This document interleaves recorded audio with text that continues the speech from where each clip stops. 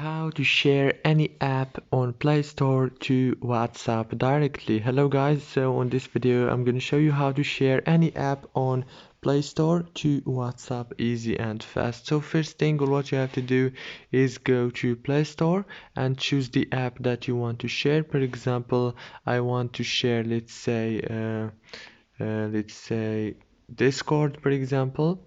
Now all what you have to do is go to the top corner and click on those three dots here and click on share. Now click on WhatsApp and choose the person that you want to share it with. Very easy and fast, and I hope this video was helpful. Please don't forget to like and subscribe. Thank you so much for watching until the end. See you later.